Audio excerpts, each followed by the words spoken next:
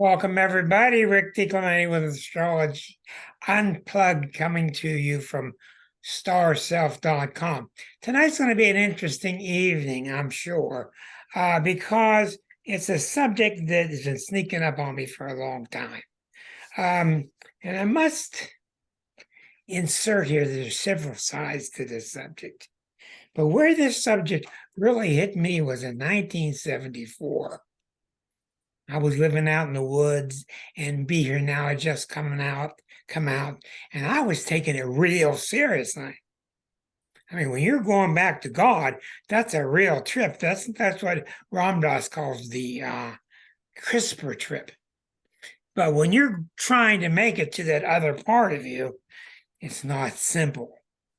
And that is what's led to so many different movements since then. And I had a real breakdown at that time in 74 because I just tried too hard. And then in 75, he comes out. I was with you, Marcia.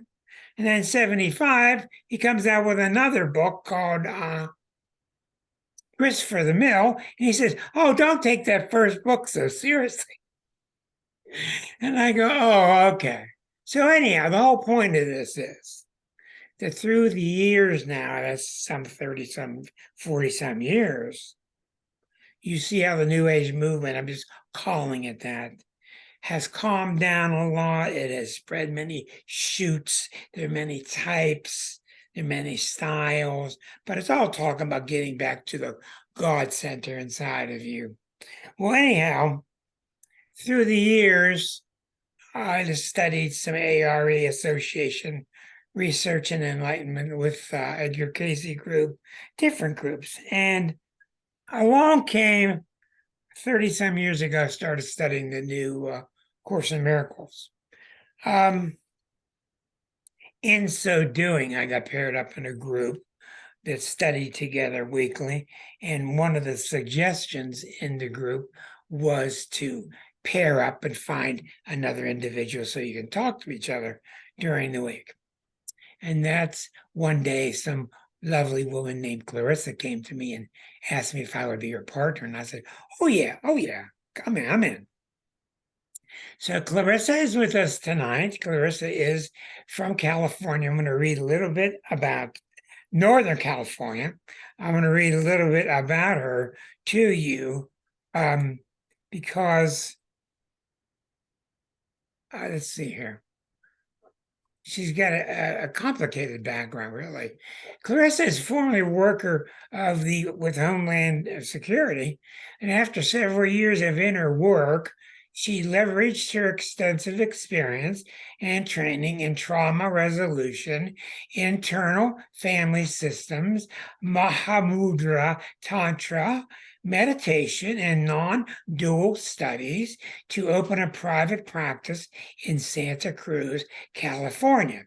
And through unconditional presence, somatic awareness practices, and integrative work with psychedelics, Clarissa facilitates the experience and the exploration of safe intimacy with the self, both psychological and somatic, so that the soul can take a seat in the body.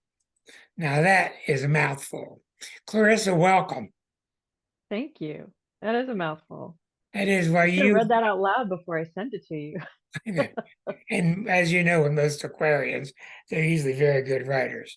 Clarissa and I've been buddies for about a year and a half.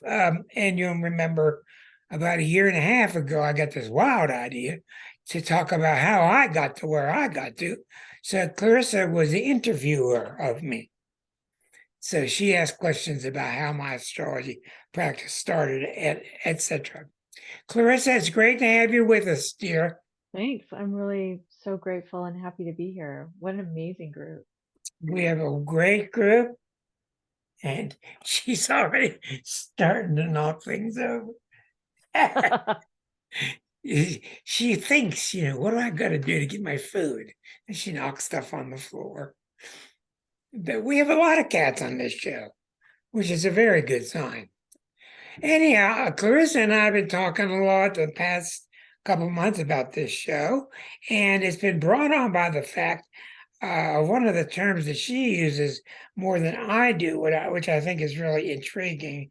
She's noticing a lot of what people are doing, which is called um, spiritual bypassing. So, can you talk a little bit about how that comes into play? Because I know you've been involved in many different types of groups and what spiritual bypassing is and isn't. Yeah. Um, so it's essentially well, if you think of bypass surgery on the heart and how there's a blockage, so they go around it. So you can think of a spiritual bypass as something similar with the psyche. There's a blockage, there's something that we're in resistance or denial of. We don't have a lot of tolerance for it. So we just go around it and we just kind of pretend like everything's fine, or tell the other person, look at the silver lining. It's using, the positive vibes or the mm, the intentions of the spiritual path. And it could also be trying to put on a mask. And Right. instead of just being with the depth of whatever's coming up that might be really uncomfortable or unattractive, putting on the mask and trying to just front a spiritual kind of slant on things. Yeah, so that's what spiritual bypassing is. I want to read where the term came from. It came from John Welwood. He's a Buddhist teacher and psychotherapist, and he coined the term in the 80s. He said, spiritual bypassing is a term I coined to describe a process I saw happening in the Buddhist community I was in and in myself. Although most of us were sincerely trying to work on ourselves, I noticed a widespread tendency to use spiritual ideas and practices to sidestep or to avoid facing unresolved emotional issues, psychological wounds, and unfinished developmental tasks. So when the stuff gets really, really hard, so easy to look up, and just just pretend like this isn't there, or just hope for the best, or put a pretty mask or face on it. And so that's the essence of spiritual bypassing. Um, yeah. Well, the way I see it is there's a spiritual bypassing, which you're talking about. Then there's also just a psychological bypassing, which I think comes Denial. into play a lot Flat of. out denial. And I know we both have been in groups before where people people went through the motions but didn't really mean they were doing anything. I remember when my child, when he was very young and in second grade, I said, "What'd you do today in school?" And he said, "I sat on my tape." And I said, "You what?" He said, "I sat on my tape." I said, "What do you mean you sat on your tape?" He said, "The teacher put an X on the ground in tape, and I was supposed to sit there." So I sat there. And I was so astounded that that's what he remembered from school that day. But anyhow, that's on another level. But what Well, I'm but it's talking about is a lot of times people doing spiritual work are doing, if I behave like Jesus did, then I'll be like Jesus.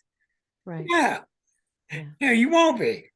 So Yeah. there's that level of understanding, and then there's the other level, which Ram Dass used to call spiritual materialism, where you acted so holy and you went to the bookstore and get yourself a nice crystal pendulum, but it doesn't really make you any holier. So I think we need to kind of separate two, maybe even three different types of what we're calling spiritual bypassing tonight. So Yeah. what interests me about you, Clarissa, Clarissa does a lot of one-on work with people, very personal, tough stuff. Could you talk a little bit about how that goes with your tantric work? So yeah, so the three primary modalities I work in. One of them is classical tantra, and so I just want to say this is not westernized tantra. Classical tantra is it's really using awareness as a path of deepening awareness and awakening more and more to oneself as consciousness itself. So um, So are there any topics that are no-nos on your show, or can I talk about just No, about or anything? there aren't any. There's no Right. new-nos on our show Yeah. So you that could I think know of. of faking an orgasm as a spiritual bypass. You could think of it that way. Uh-huh. You could, because the person is attempting to demonstrate something that's not sincere in the moment. And so, in terms of how I work with people, I use Tantra to help people clear away the conditioning that our culture has placed on sexuality. So, people are completely removed from their natural sexuality, which is completely innocent. And this culture is just giving people messages and telling them this is how it should be, this is what you should look like, this is what you should sound like. And so Tantra is a way of seeing that stuff come into place, asking oneself, is that true for me? And then slowly peeling it away. And so, you know, I don't know. I like that you pointed out that denial is another form of a spiritual bypass. Denial is just psychological bypass. The spiritual bypass is a form of denial that's like trying to hope for something better, look for the best, seem spiritual. And the funny thing about that is that, any like I liked your example about, going and buying crystals and or buying a pendulum or whatever, that that's just the ego going into the basement and putting on another disguise. And the whole Mhm. point of any spirituality is that gradual recognition of that which connects all of us. It's the gradual relinquishment of the individualistic qualities, or in some fields it's called like the default mode network, which is the neural correlate for it. It's called the id or the ego, or karmic conditioning. But it's all the things that kind of bound us into this little container of becoming a separate me. And the whole idea of any spiritual path really comes down to slowly releasing all of that and coming into awareness of the oneness, and ideally the idea of oneself just as consciousness, Well, appearing as a separate individual. when you think of the 50s and 60s, a rather naive, leave it to beaver time. And then all of a sudden, the explosion of the 60s, when Uranus and Pluto were together and just exploded the 60s. And a lot of people came through with awareness of, hey, there's a whole lot going on out there that's really real, and it doesn't look like what we call real. So then you had the people that were trying to make the gap, trying to get from one to the other, and with LSD or mescaline or whatever kinds of drugs, and you had all kind of disasters with that. You had some success with that, but you also had a lot of people creating this mask. The mask wasn't a problem in the 60s. We just were asleep. All of a sudden in the 70s and 80s, you saw a lot of masks coming on. Okay. Hello. Hi. Uh, Hold on one moment. And what do you think? What do you think brought on the mask so quickly? Well, we're in a really interesting phase of human uh human history. So I'm going to back way up Go ahead. to we'll just back up to like maybe pre-human in terms of evolution, right? And how we have just the limbic brain and we're just animals that are very reactive and instinctual.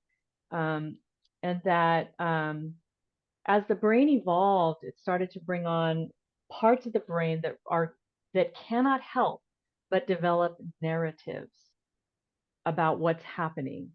So we went from being animals that live just in the moment to animals who recognize there's seasons, there's a past and a future, and maybe I can plan for the season. So planning started to come in, and then as horrible things start to happen, then fear or anxiety of the future starts to come in. And so meanwhile, we still have this system that's sending neuropeptides, which are these chemicals that make us feel a certain way. The whole idea behind all of this evolutionarily is to keep us alive. the brain's entire purpose is to keep us alive, and it's an experience dependent organ. So every experience it has, now that it's got this narrative creating center, it's going to have that experience and create a story about it and start to, yeah, I'm kind of skipping ahead because we have a lot around language development that was also a really big deal in the story of all of this. And also, tribes starting to form and some competition perhaps occurring between tribes, right? So all these things that start to take animals that are just living in this sort of ecology system that are very much in the moment, starting to become individuals who have a sense of linear time, past and future, and also a sense of identity, because as mammals, we needed to belong to a herd. We needed others to survive. So, so then we start to develop these narratives that try to keep us safe in the context of social settings or group settings.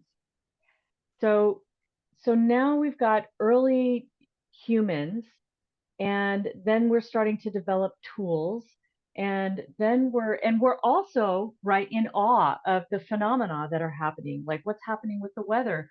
Where did life even come from? And we barely even have much in the way of language to really consider these things. But if you just keep fast forwarding, you'll see how tribes kind of start to war about resources that are available or not available. And a really freaking interesting thing started to happen with colonialism.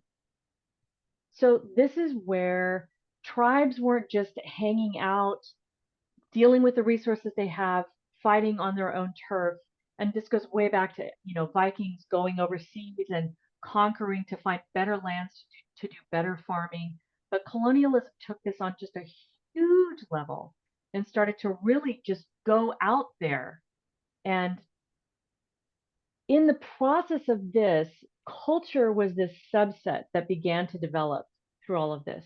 And so culture is completely manufactured, right? There's nothing natural about culture. It's entirely coming from the narrative part of the brain, and the part of the brain that starts to, if I want to be a really secure individual in the setting of my tribe, and so I want to have the things that other people want, or I want to have the traits that other people find attractive. So we're seeing, essentially the ego really kind of coming in and strengthening itself. And so then as multiple people start to agree on its new values, which really in nature have no value at all, but in the sense of culture, a shared agreed, like, oh, we value this, and moving forward with all of that, you can see how colonialism really started to impose its values in these other places. And so you can go back to just looking at India, which is this incredible mother country of spiritualism and spirituality, and colonialism just coming in and trying to take over and imposing all these bizarre values on top of a culture that's doing just fine as it is. So fast forward all of this, Rick, to what you were asking about in the 60s, 70s, 80s, and how the mask started to really come in. And Also, excuse me, also in yeah, India, you're running into one of your first countries that really, India and China, that are really in Buddhism, they're really putting a lot of focus on transcending the normal state. I mean, religion is starting to clash with everyday human thought and develop at the well, same time. So now things are really getting complicated. yeah, Yeah, and I told you guys that Aquarian people are always up there putting the big mental picture together.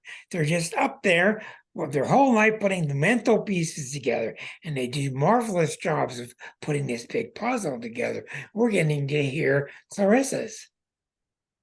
yeah, this is just what I've put together after But that's decades what we of want to hear. suffering. That's right. Suffering and wanting to understand why. Why are we suffering? So if you look at, so you look at those Eastern religions, and those are very meditation oriented. Right. They're very oriented toward understanding, watching consciousness, being aware of what's happening in the mind, and then beginning to understand that if I can observe what's happening in my mind, if I can observe a thought or a Right. feeling, I must not be that thought or feeling. Right. And so, but then, here comes Jesus with his incredible transcendent message. Um, and now we're talking about a culture at the time that really believes in sacrifice, based in old Judaism and sacrifice and some of those older traditions. And it's easy to see how his message got misconstrued by individuals who were very much on the track of exerting their power or their individualism. And So, remember also, excuse me, since this is an astrology show, we just came out of 26,000 years of one cycle, and we were at the end of the age of Aries, and we backed up into 30 degrees Pisces. We backed up into a whole new zodiac when Christ was born. So that's no happenstance. So backing up from the rather naive, non-perceptive sign of Aries, the collective shifted into Pisces in the year zero. So we've been in the Pisces era till now, from then till now. So you can see how a lot of these issues became to the forefront. Go ahead. so, well, I'm just trying to kind of figure out how I can tie in that message of Jesus and how, he was so trying to teach forgiveness and love your neighbor as yourself, because individuation was really already taking off the ego, the idea of I am separate, I want to have, because now people they're acting from fear, when they're trying to make themselves more powerful or more attractive or whatever. It's really Right. coming from a place of fear and Right. insecurity, right? Because Right. that's the bottom line. If we're going to be in a body, we're going to be insecure, period, end of story.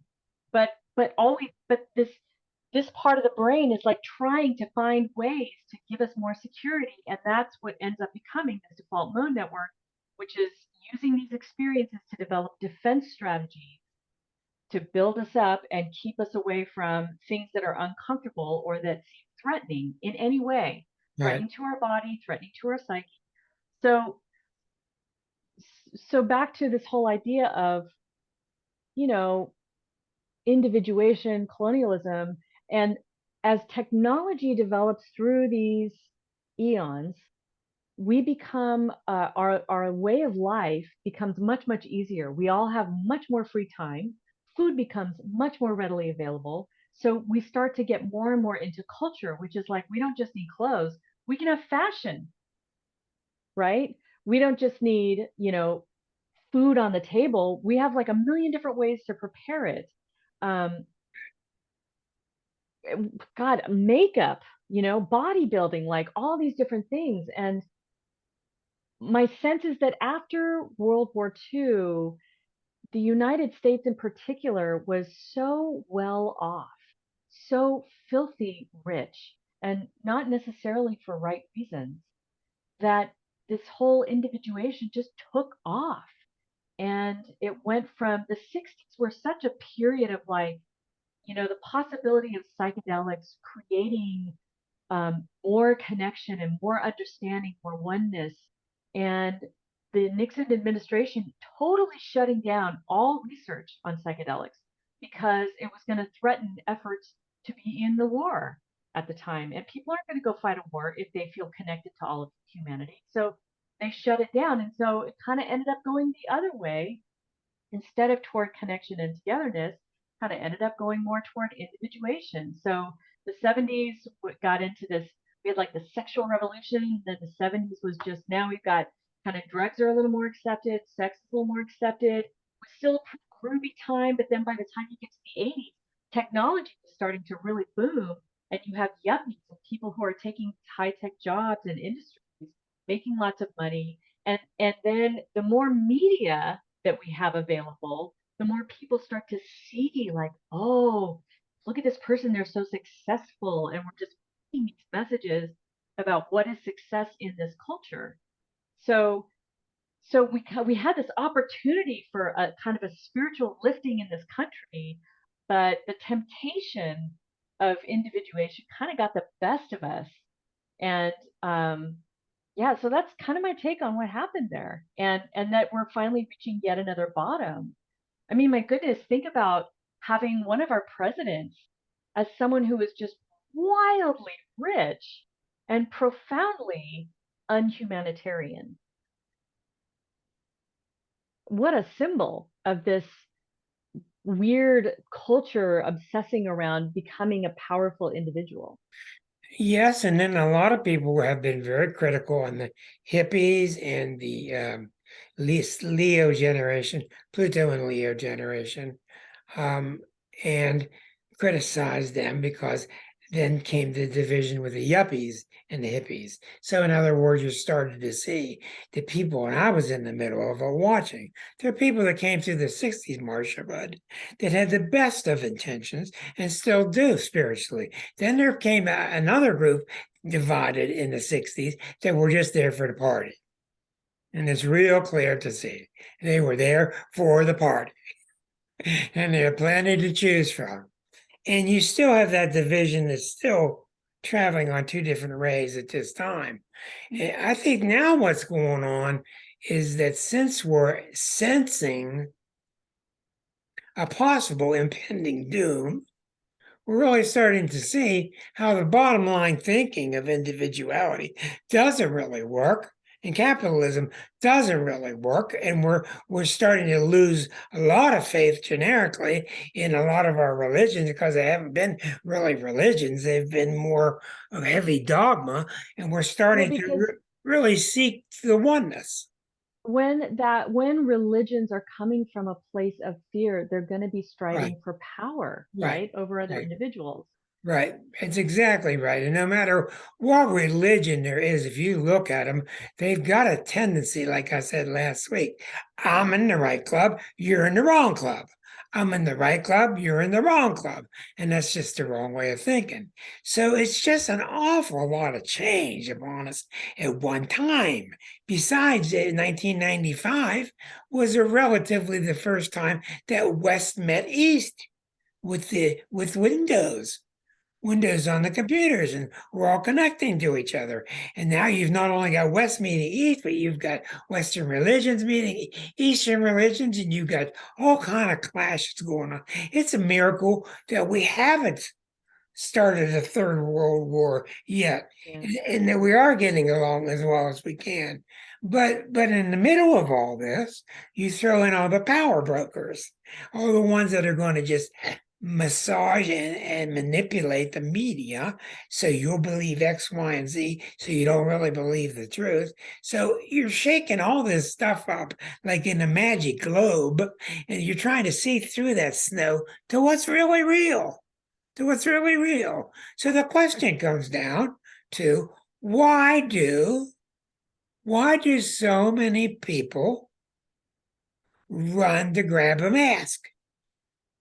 Well, I mean, we can't help it in the world that we live in until we reach a point where we're like, we reach a bottom with it and recognize that the mask isn't serving anything. But, but, um, I'll tell you a little bit, Rick, about like from my experience with this and why I ended up on a deep spiritual journey, in terms of not understanding it. Life didn't make sense to me. It did not make any sense. I could not understand the suffering that was taking place. Um, yeah, it didn't make any sense. And so part of me strove for spirituality, thinking I was going to find an answer there. It seemed like a really lofty promise. This is where the milk and honey is going to be. And Right, if I'm right. just good enough, if I'm just good enough, then everything's going to be fine. And so I gave it really my very, very best shot for a couple of decades.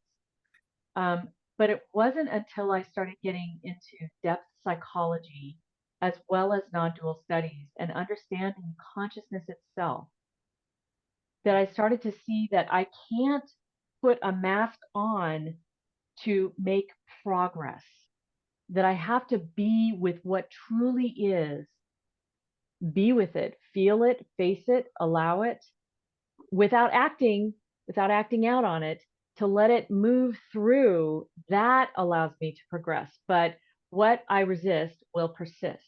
And putting a mask on is Right. just gonna stuff it back down.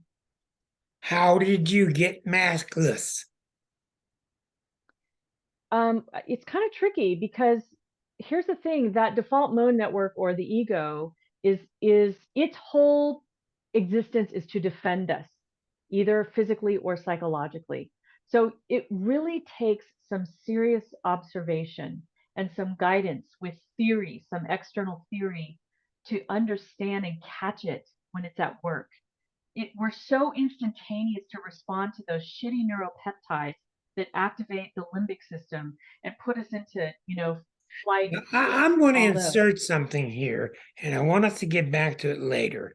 But it was so important, I got to put it in here, and that's the ego, and that's the number one thing that gets messed up with all this. Because in '74, what I was reading about from Ram Dass and so many other books and paths is everybody's got to destroy the ego. Everybody's got to get rid of the ego. It became Yeah, just such a huge thing. And I think we need to get back to talking about that after we come back to you right now. yeah, yeah. It's Thank a you. I big appreciate part you saying that. Yeah, yeah. No, I appreciate you saying that. And that's a big part of the masking. It is so tricky. It's so tricky. because it doesn't And want to die. It doesn't want to die. well, and it's very subtle. And because I think I am it, I'm not going to recognize when it's running the show. I'm going to think I'm running the show.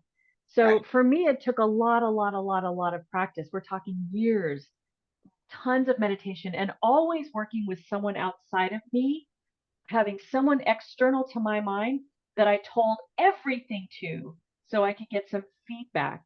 Because a sick mind can't heal itself. And not to say that we're sick just for having egos, that's not the case.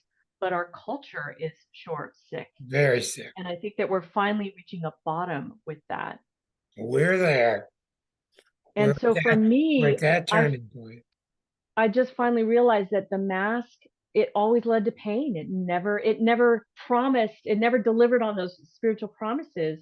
And so finding the courage to just be completely vulnerable and face the crap that's at the surface, just let it come up, find somebody that I trust, groups, people that I trust. They demonstrated that I could trust them. So I could just be completely real and let it all come out, because once it comes out, that's when it gets healed. That's when it gets let go of, and that's when I can move forward on my journey.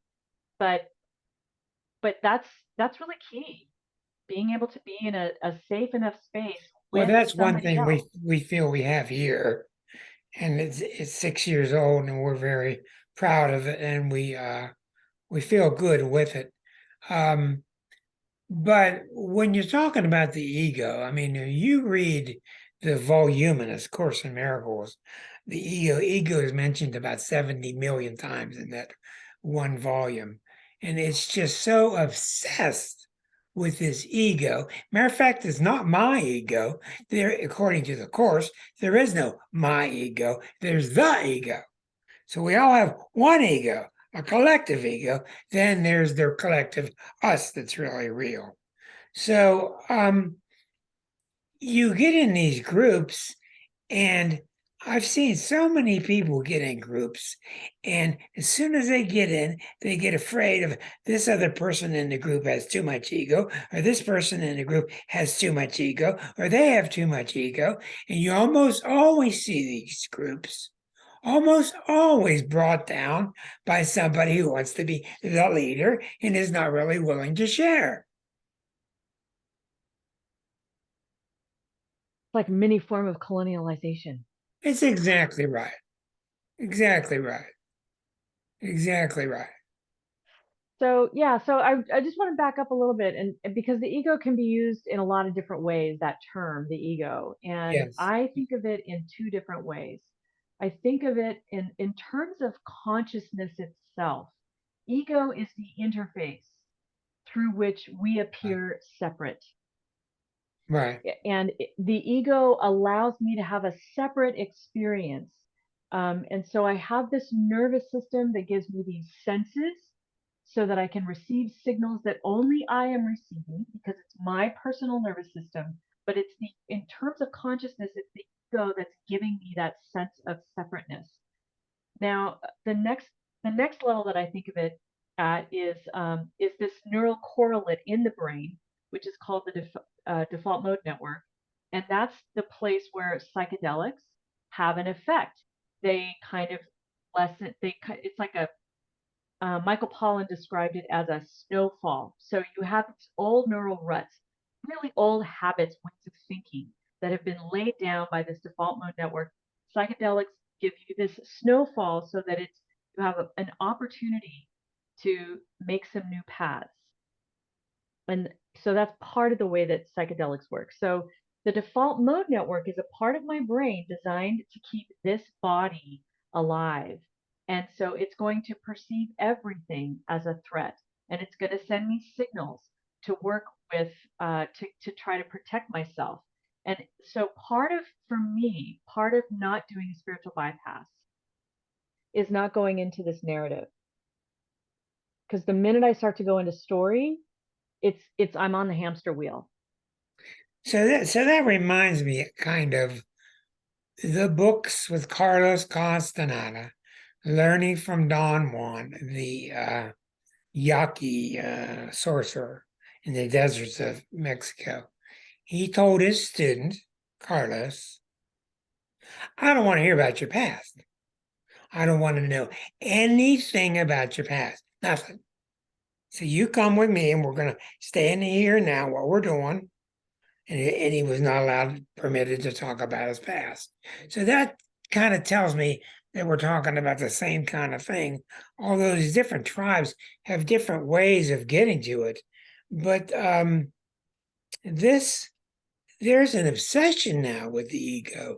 There's an absolute obsession with getting rid of it. And I know when we wrote the book on the exquisite zodiac, and I discovered it after a while, the Pisces final lesson, which is so elevated.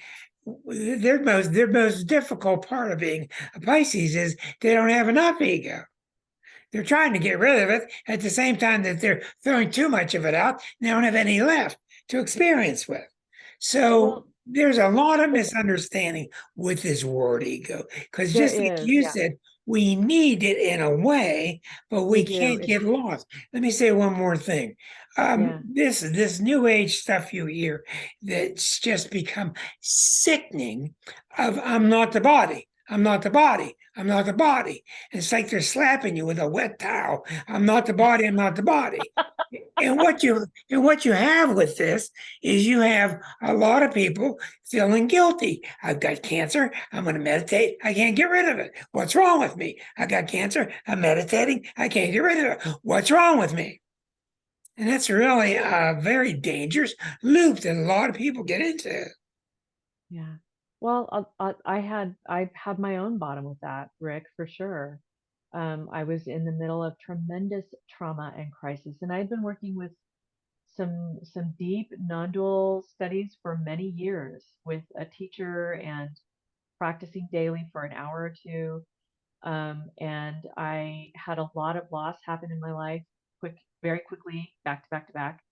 And I just kept praying and meditating, and I could not understand why I still felt horrible, why horrible things kept happening. Um, and it was a real spiritual bypass. I stayed in a really abusive relationship much longer than I ever should have. Okay, Be- but that's really intriguing. But what caused it? When you what that's caused what was causing the suffering? Ultimately, well ultimately, your final exam said suffering is caused by what? Well, it depends on who you're asking, Rick. Are you asking this or are you asking this, right? I Because don't even know who's asking who.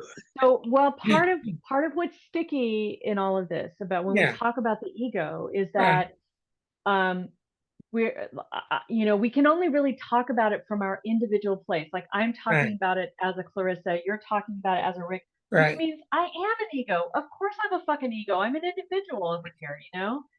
So, but when you look at the ancient traditions and teachings in non-duality, and when you really begin to practice meditation with theory around it, you can't just go meditate. You need some solid theory to understand how the mind works. You start to see that preceding all of these experiences is consciousness itself. If I am aware that I'm aware,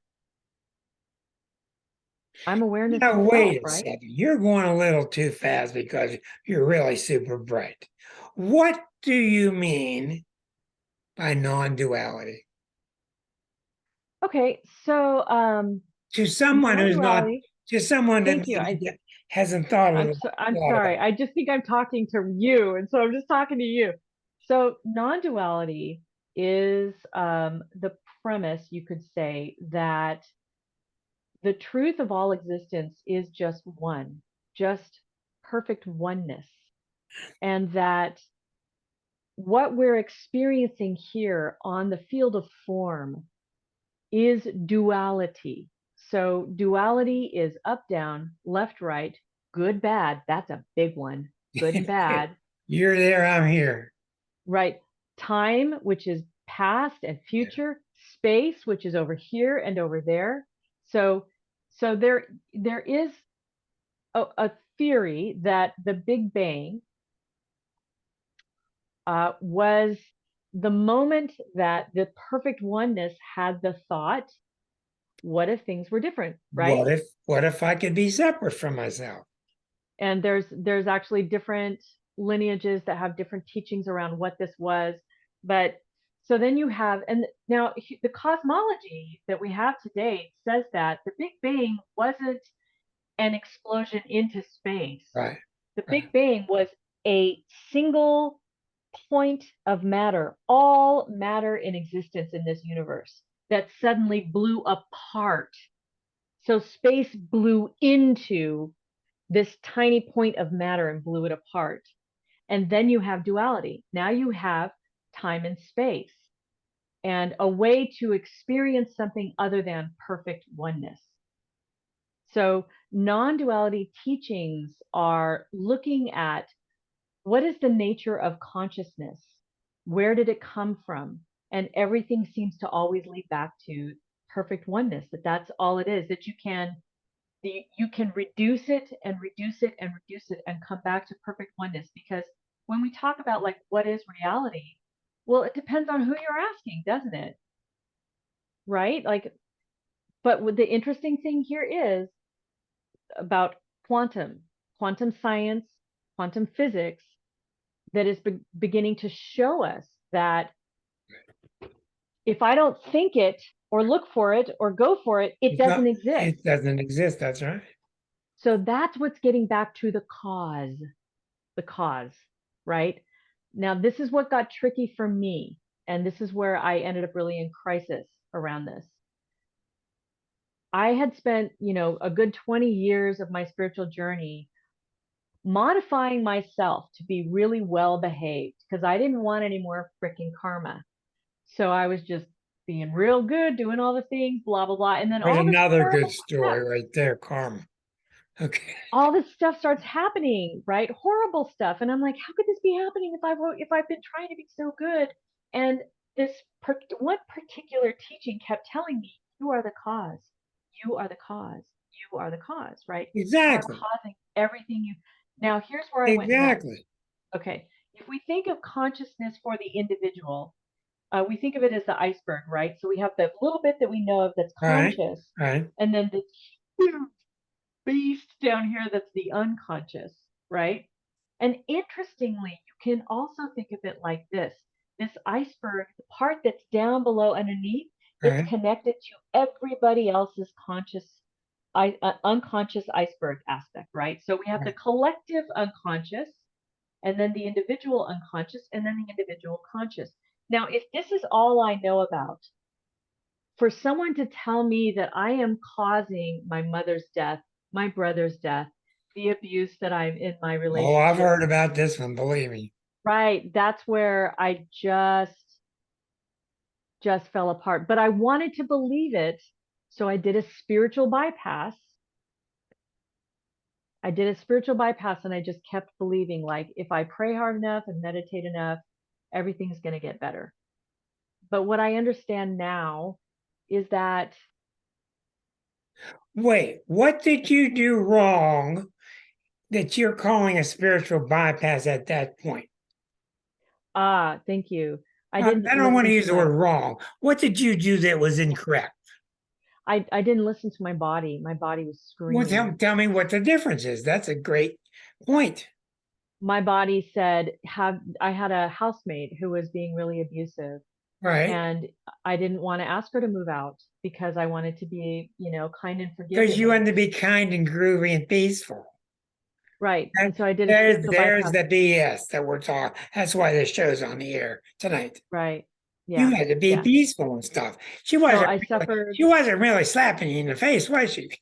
And here's the She was. thing, that person I love dearly, and I always Good. will, but that doesn't mean I have to continue accepting the Right. interaction. And Right. that's Right. where I completely blew it with a spiritual bypass. So all of this, for me, what a lot of this all came back to Carl Jung's work, which is all we're doing here is making the unconscious conscious. And I think that actually, Rick, that's a lot of the work of astrology, is just helping people to really get in touch with, this is what's happening. This is what's happening. You can't deny it. It's right here. It's the freaking Yeah, planet. it has its place. Yes, yes, ma'am. It sure does. But how do you get to that point? Like I've noticed, and we've talked about this, Kathy, in the group here, we've talked about it so much with Virgo energies. We're talking about her giving herself the permission to leave that roommate.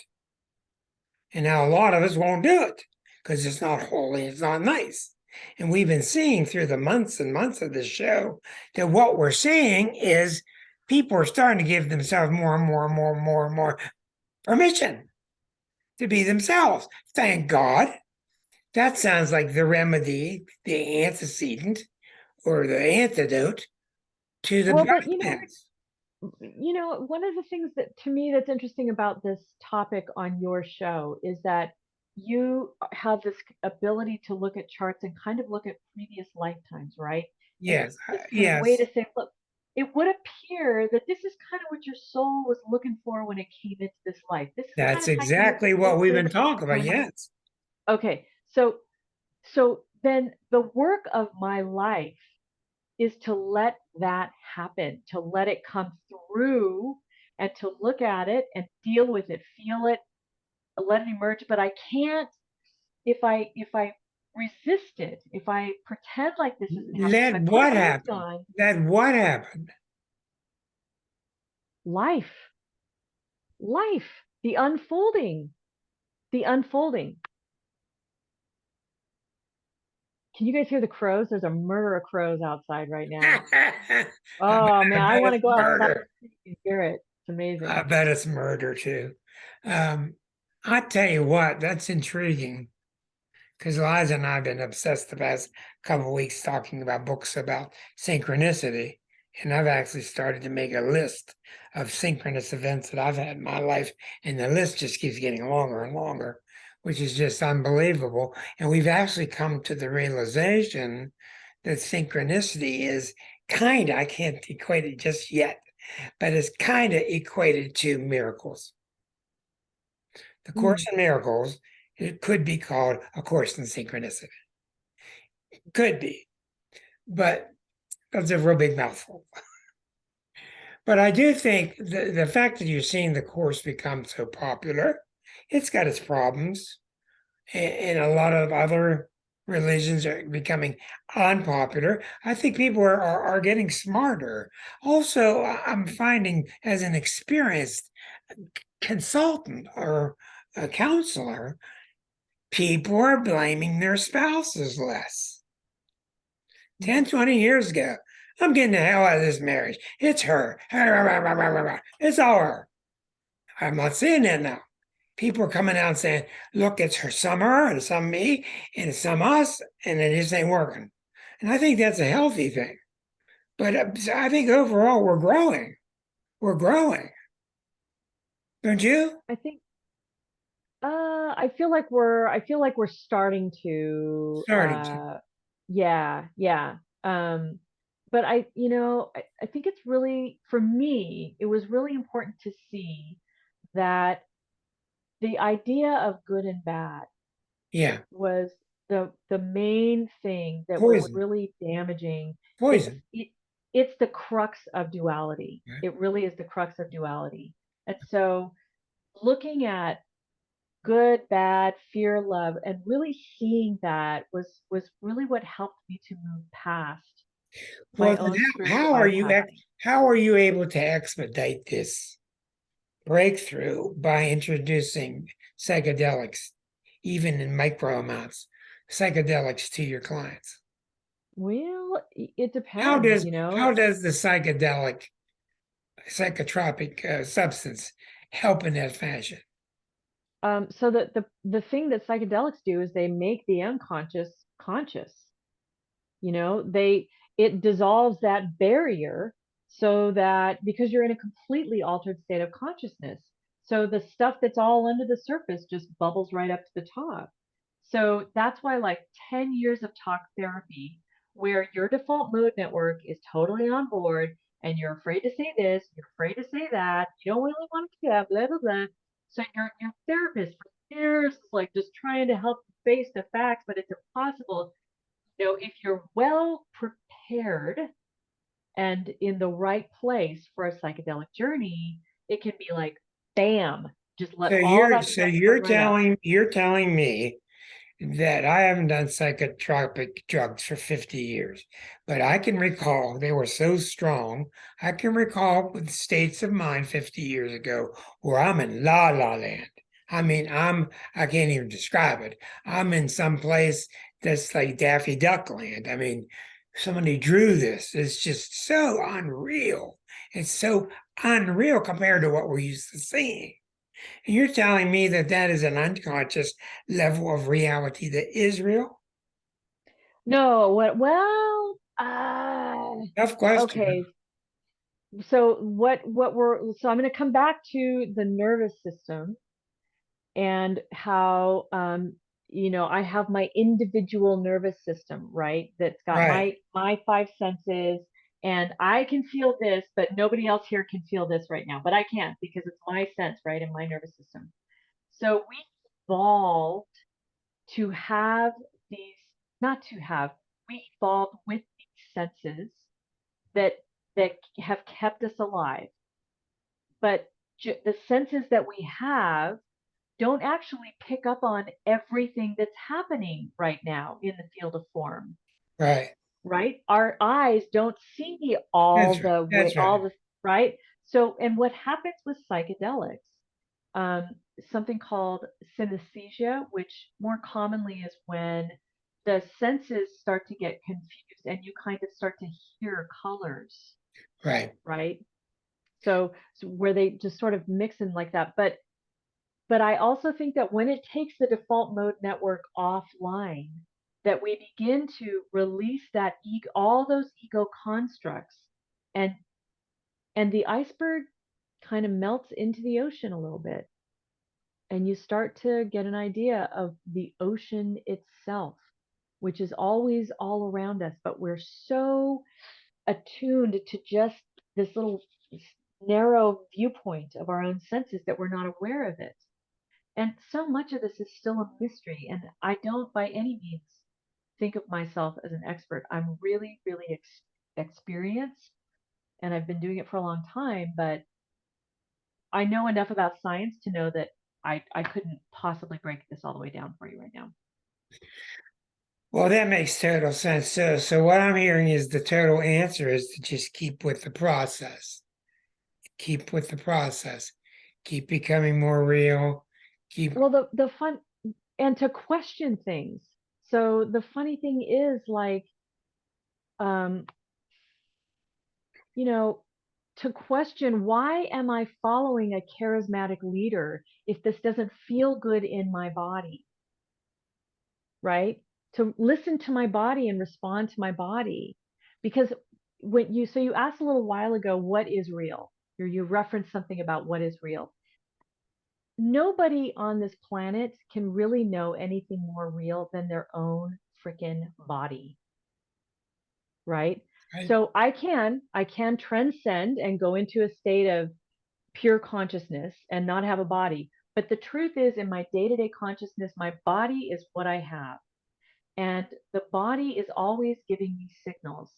And if I am not listening to my body and acting on its behalf, um, I'm probably going to end up doing a spiritual bypass of some kind. So whether it's so so then I can take in these spiritual teachings and I can start to look at those teachings and question what's happening in my body, but not bypass it. I have to let it speak to me. I need to speak it out. This is how Is I that feel. you This is mean what, bypassing is skidding around what the body's trying to say? yeah, right. Instead of just listening to my body and telling that housemate to get the hell out because that's absolutely inappropriate. I ended Okay. up suffering for much So longer so time because of so it. therefore you're running right up against the number one theory in this group, which has been astrologically, there's no doubt the number one thing you can do is break up a relationship if it's a bad one. Instead of the one you hang on, you hang on, you hang on, hang on. But we've seen so many times that when you break off the bad one, when it is bad, and you want out and you get out, and the next day, Niagara Falls, all the grace just starts pouring to you. That's exactly what you're saying. Um, well, I can see the Because you're parallels for stopping, you're sure. stopping the bypass. And the reason it's such a heavy downpour is because you've just not listened to the body at all, and it's just backed up. Yeah, I see what you're saying for sure. That That's what the experience has been here, clearly. that what I resist persists. Bottom line. Exactly. Exactly. Yeah. When I hear somebody tell me they had a marvelous experience today, marvelous, big deal. I ask them what they do yesterday. And they go, nothing. I go, say, what'd you do yesterday? And they go, nothing. Then I keep pushing and they go, oh, well, I asked this guy to leave. It was bugging me for 6 years. And then you see, well, they're starting to listen to reality. They're starting to what you're calling the spiritual bypass. What I'm calling when I see somebody bypassing, what I'm calling it is somebody's chosen to not be real. Yeah. You're not, Mhm. to me, if you're not in touch with God and the conduit with the source energy that's flowing to you, you're dead. You can't be alive. What by definition, you can't be alive if you don't have any source connected to you. So you're dead. And all of a sudden, as you're clipping that, getting rid of that, starting to come back to life. Mm. Yeah, I see what you're saying. Yeah. I I think that's think why when we get into this Buddhist stuff and of Course in Miracle stuff, I think that's why in the beginning stages we get miracles every now and then. We see white light around objects every now and then. We start to have miracles every now and then. We start to have a collective synergy, synchronicities every now and then. But I do think that that smile on Mr. Buddha's face is a smile of somebody that's more or less getting those experiences at all times. He's in a state where those well, experiences are there. They're just there.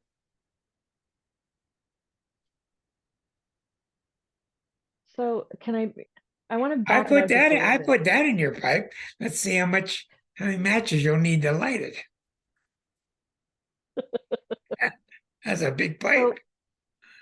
So the place I want to back up to is talking about safety and the central nervous system, and Right. that um, Stephen Porges is one of the pioneer researchers in trauma, and his research really focuses on specifically the cranial nerves and the vagal nerve in particular, and how that nerve has such an incredible impact um,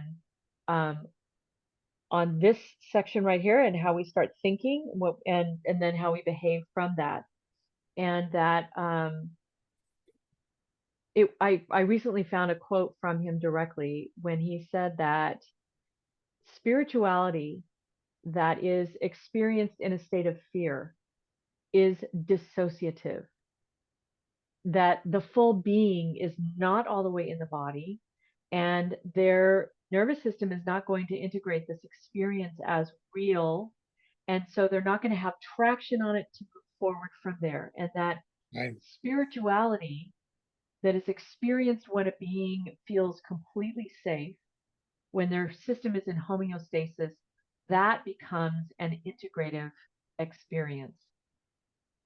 And so that to me has so much to say for why spiritual bypassing, why putting on a mask isn't going to get us anywhere. Rachel wants to know his name once again. Oh, Stephen Porges. I spelled that last Stephen Porges. Yeah, that's name it right there. Stephen Porges. Porges Yeah, and from our official librarian with here. PH, yeah, from and it's the polyvagal theory. Well, And the it seems to me like we're growing really fast. I mean, if you look back at what people were talking about 20 years ago versus now, it's just happening quick. The books that are coming out are coming out quicker. the research, yeah, The it's subjects you see on amazing. TV are coming up quicker. So The language is becoming more open. Everything that's for good or bad. Everything is just becoming more open. I want to speak to another interesting point in all of this, Rick, which is the idea of guilt, Well, because it's totally that's manufactured. central thought of the whole Course of Miracles is the word guilt. Go And ahead. of the ego thought system. And Go ahead. so that's a product of this, right? That's story. Guilt is total story. Animals don't have a sense of, projecting, you're guilty, you did something bad, there's nothing, this is all made up. So that guilt is often what keeps people from being willing to let this stuff down here come up, or to face it, or to deal with it. And that is often why people put on the mask, because they feel guilty about what's down here. But the reason I want to talk about this is because the truth is that guilt, just like culture, is totally manufactured. And that what the research is proving about the nervous system and the brain is that everyone truly is doing the very best they possibly can in any given moment. Right? So when you think about that, when you really, really think about that, when does a baby, like anybody here could think back to when they were a baby, right? You were born obviously completely innocent. Well, when did you stop being innocent exactly? Never. You have a nervous system and a brain that developed, and it's experience dependent. It had experiences. We form stories about ourselves and about the world, and we learn guilt externally as a part of our culture. And that becomes a part of our psyche. So then we start pushing shit down and not being willing to allow it to come up, to face it, because we have this idea of guilt and we're afraid of it. But it is a total manufacturer crap. And it's a part of that good bad thought system, right? And it's a part of why letting go of judgment and just seeing that BS. It's a facade. It's different to discern something. This is harmful to this person. This is harmful to these people, right? That's different than good, bad, guilt. Now, I have to insert here, and I just have to because it's real. I've studied enough about killers, serial killers, etc., and not all of them come from bad families. Some people have bad charts. Some people have bad combinations that are just so stressful that you just can't see how they could possibly get past it. And you watch the rest of the family, and the family does fine. And you watch the parents, and the parents do fine. And you watch this one child, and he's just attracted to herding cats when he's 5 years old. I don't know where it comes from. And then you've got the other side of this, which is the absolute center of the Course in Miracles, is guilt, saying that, quote, we're guilty because we left God and we think he wants to punish us. And we think he's so mad Actually, no. because we left him, but he really isn't. He or she, he really Well, isn't. it But doesn't say that we're guilty. It says that we think we're that's guilty. We exactly right. That's unconsciously think that we're exactly guilty. right. That's right. It doesn't say we are, but we think we are, and we're running from it. I want to leave some time, because Clarissa, you could talk forever on a million subjects because you're just brilliant. I want to leave some time for the crowd to feel free to unmute yourself and address your questions to her. There's something from Rachel that says Russell Brand and Brene Brown did a video on just that, doing the best we can. This is from Rachel, and that video is on YouTube. Okay, if you do have a question for Clarissa, do you want to offer a contact in case people do want to get a hold of you? Sure. Yeah. Do you want me to just put it in the chat? Yeah, just put it in the chat and I'll just read it in case people do want to further discussions with you. Put it in the chat and we'll get that out.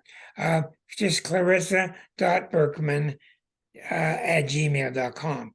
CLARISSA, because this does not show up on the screen. Berkman, BERKMAN at gmail.com. So feel free if you have any questions or statements that pertain to what we've talked about tonight.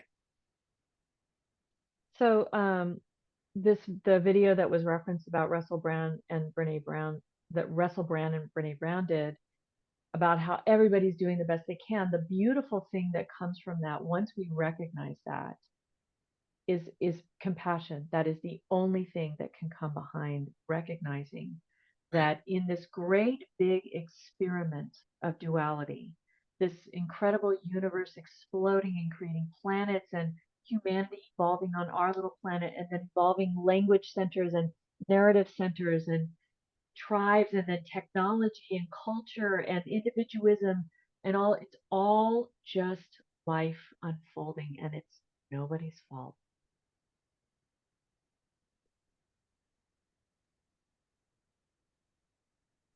Clarissa, this is Diane.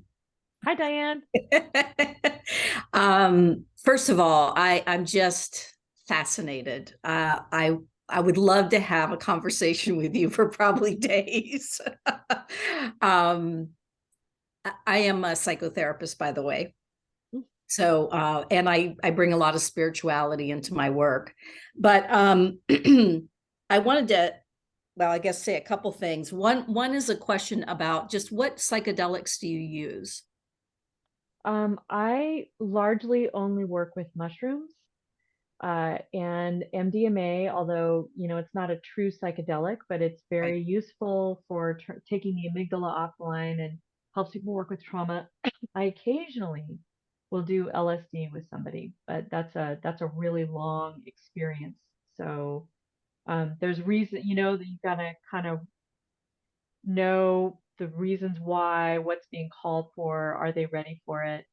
And I've been doing this for so many years, and so much more research has come out and understanding about how how all these work. And ketamine is another one that's become really popular, but I've never felt called to work with it.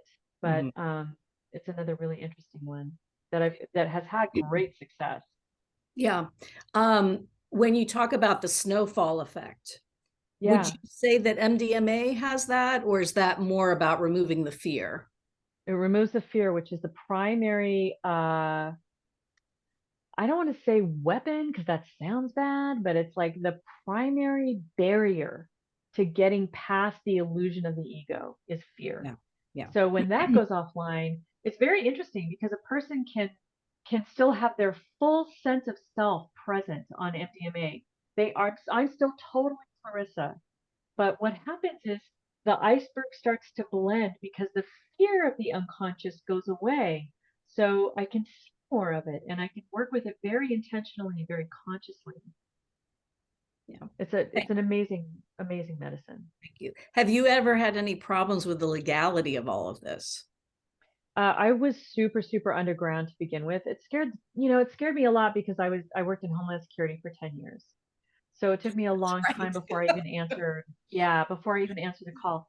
And I didn't want to do it either. It wasn't something I wanted to do. But the mushrooms, in my experience with the mushrooms, they were like, we want you to carry, and this is how we want you to do it. And so it took me a while to work up the nuts. I've never advertised. I don't, this is like the most public I've ever been talking about it. Yeah. But Probably. I just kept it really underground. So. Yeah. And probably it's more accepted in California than it might be in Pennsylvania. Oh, for sure. You Yeah. think? um, so I had an idea when I was listening to you, and I just wondered what your thoughts were on it. So you talk about the body and how important the body is, which I agree with. Would you say that the body is our primary way of tapping into vibration? Like when we listen to our body deeply, because to me, everything's vibration, everything's Yeah, energy yeah.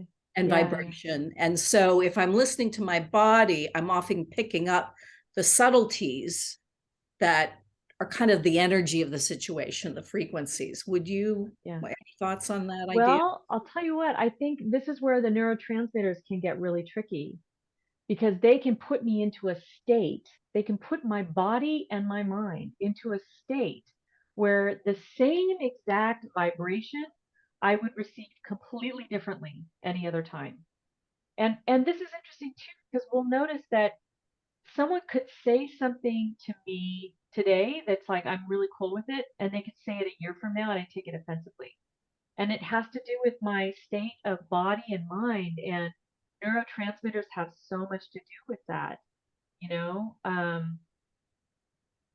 Yeah. And I like the idea of vibrations because you're talking about not just the primary senses, which are very coarse, but also sensing the subtle energies. And I'm curious about that with like uh, extra sensitive, hypersensitive people or extra sensitive persons, people who are really empathic. And I think Gabor Mate's research is amazing when he's talking about how 95% of the diseases that exist are not actually genetic, and What's that there that is no again? What's that? gene. Yeah, 95%. 95 of the diseases that exist are not actually genetic. We don't actually get them just because it's in our genes. It has to do with epigenetics and genes that get activated under stress environments that cause it to start taking place, and that there is no gene for addiction, right? Nobody's an addict. Nobody's born an addict. Um, addiction is a coping mechanism that the brain and nervous system have, coaxed a person into to just regulate to keep them alive. Yeah. Um, when you talk about guilt, are you distinguishing that from shame? Not really. In the context that I was talking about, they're kind of the same. Brene Brown has a really nice way that she distinguishes them. Yeah. Yeah. Yeah. Because if we observe other mammals, it seems like there's almost a wired in shame response, like dog with the tail between their legs. And Yeah. just curious about that. And I do see it as different than guilt. It seems to be part of the attachment system, though, because it's about shame is about a response in a relationship. Like Yeah. a child gets yelled at, they kind of have Right. that shame Right. response. The thing that I wonder about there is like, does a dog decide this means something about me? Ah, Right? Because they're just kind of in the moment with it. And then it's gone. They're like, right, pew, treat right. time. They don't do all that, storytelling Yeah. about it. Yeah. Yeah. Yeah. I guess the only other thing I just wanted to say something that, I kept thinking of as I was listening to you, just, my thoughts. Things really changed for me when I realized that the goal of existence here is not to have everything be okay. Like I kept trying to get to that place where there were no problems.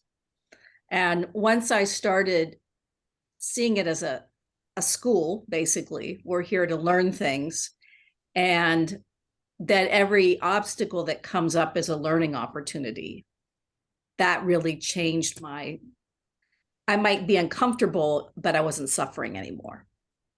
Like it was part of that not resisting anymore. Like it's showing up. Yeah. This is what's in front of me. If I'm not enjoying it at the moment, what is there to learn here? Yeah. Yeah. You have a question from Rachel. She said that you had talked about spiritual bypass when life was happening and we're in a crisis. Could you continue on about that, or talking about the process at that time?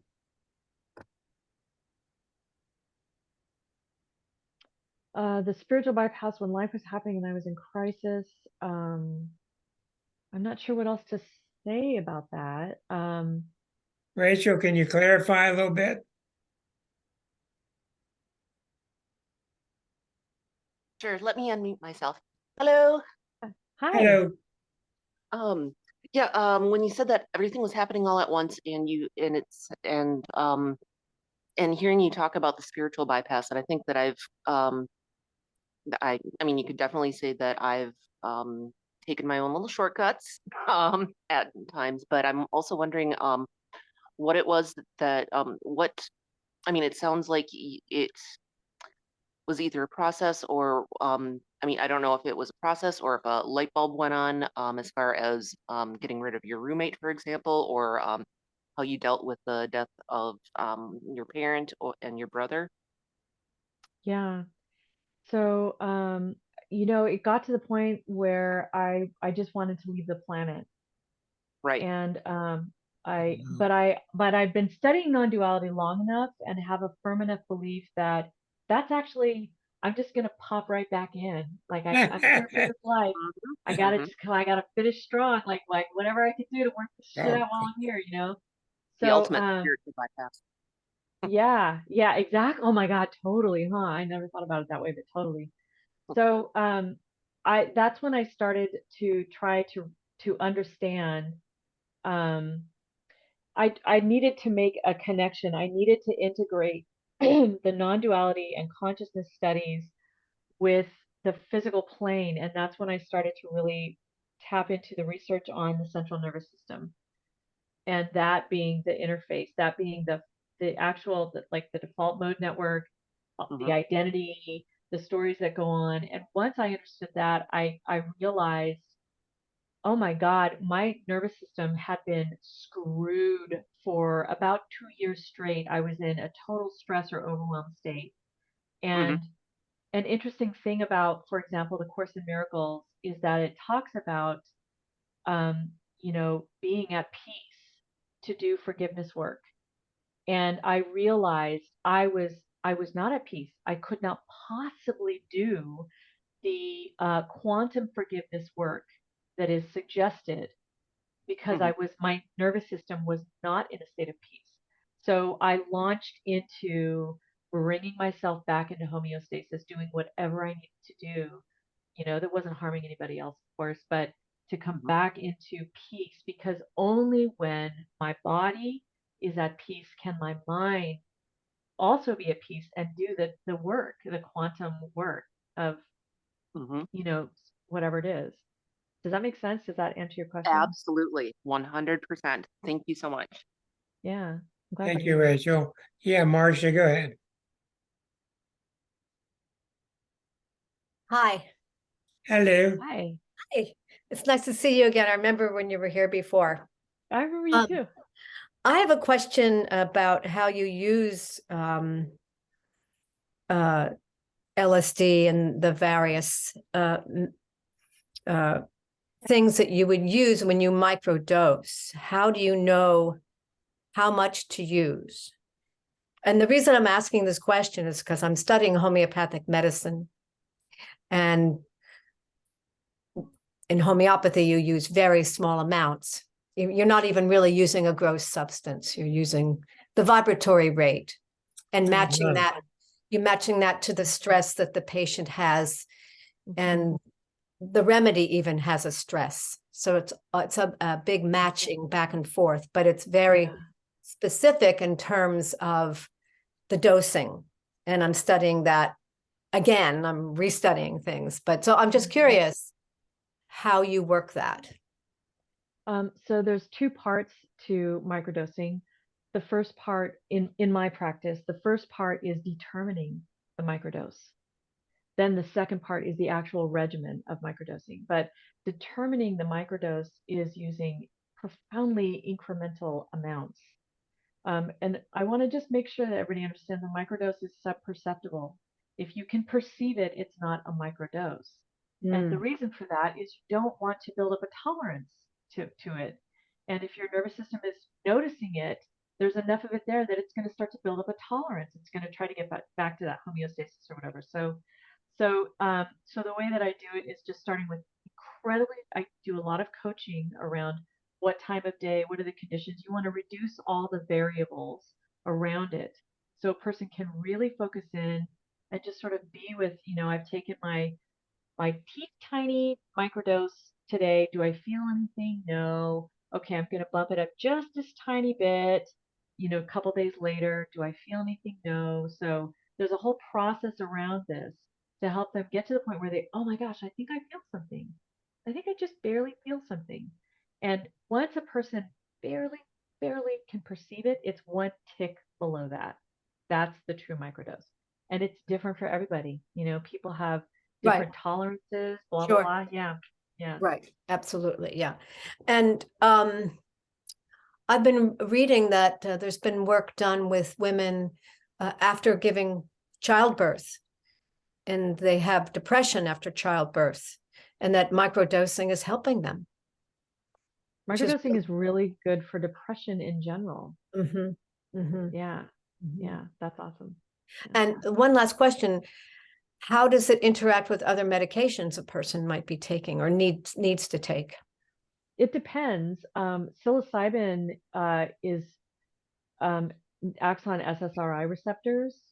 So it gets pretty complicated, but for the most part, mushrooms are really benign.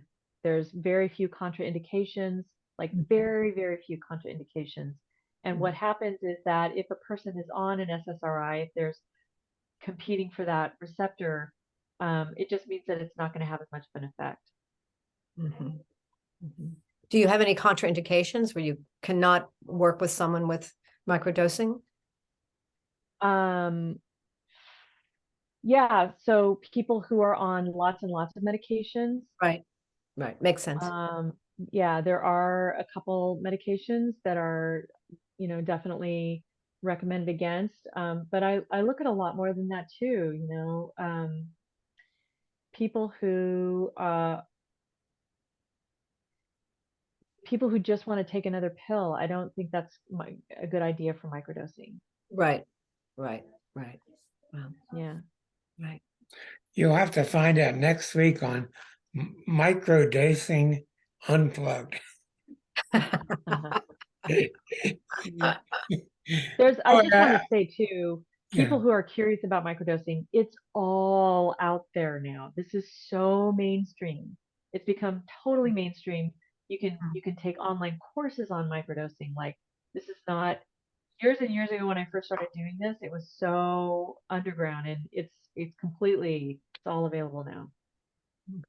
Well, Thank we've if anything else by anybody? Do you have a good Rick. reference, Clarissa, for learning more about neurotransmitters? Not really. Yeah, I honest to God, I bet you could just YouTube the basics of neurotransmitters or neuropeptides, Yeah. Sorry, I said neurotransmitters, but you're talking about neuropeptides, right? Like the little chemicals like oxytocin and dopamine and Right. Yeah. yeah. Well, unfortunately, everybody will be back to boring old astrology next week. Excuse me, Rick, can you hear me? Yeah, dear, you go ahead, Hey, Erica. Erica. I had to switch to my phone because a tree went down and our power went out. So I'm using my phone and I'm using cellular. So I missed a few minutes right when it was getting even more interesting when this whole thing has been so fascinating. But I have one comment that was about the availability of things like mushrooms. It's still not legal to get them, like in the state of California, unless possibly you are a therapist. I'm not even sure if California therapists can get it. I think up in Oregon or Washington they can. But my question was, how do you use somatic? How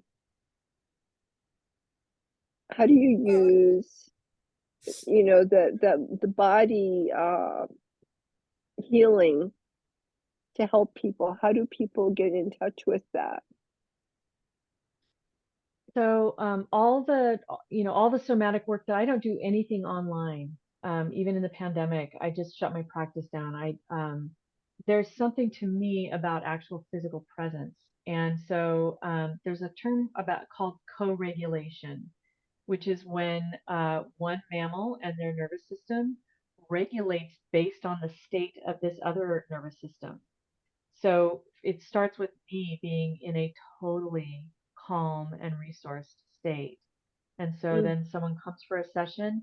We are constantly reading body language. We're constantly listening to the tone of the voice. All of this is connected to the vagus nerve, which is what controls our state in the body and mind. So yeah, so I think that's as much as I can say without getting way into the weeds about it. Does that answer your question? So do people learn to calm down that way? Do they learn to get in touch with their inner sense? So it depends. It depends on why they're coming to see me.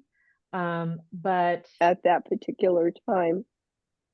What do yeah, they walk away with? What do they take home with them? What do a they learn? really nice dose of oxytocin, which is the chemical, it's the neuropeptide that's released when we feel emotionally and physically safe. And it's a really blissful state, and it's where we can do some really amazing creative thinking. And so, my hope is that anytime somebody leaves my space, they feel Oh dear, you froze relaxed. up. Can you hear me? Sorry. Oh, yeah, I can hear you. So my hope is that people would feel seen and okay just as they are. Okay, well, Yeah. thank you, Clarissa and Erica. I need to bring things to a close now. Remember, this will be up on YouTube in a couple hours. If you'd like to just go to YouTube, put my name in, and you'll find the latest episode. Also, you can go to starself.com and just sign up for the weekly newsletter. It'll link to all these things for you. Next week it'll be something on astrology. I'm not sure, but I want to take the time to put a great big thank you out to Clarissa. I thought it was marvelous. and you opened a lot of doors that we usually have somewhat open, and you clarified a lot of things for us. So thank you very much. And we Thank you want to so have you much. back. We want to have you back again. Thank you. Thanks, everybody. Thanks so You much. can Thank come you. back on microdosing unplugged on that station. All right. Let's Thank just make you. it all unplugged. What the heck, huh? Thank you once again, Clarissa. You're great. Good night, All right. everybody. Thank you for Good coming. night. Thanks, Clarissa. Thank Thanks, you. Greg. See you all, you Thank you. YouTubers later. Everybody. Bye-bye. Bye. Bye-bye.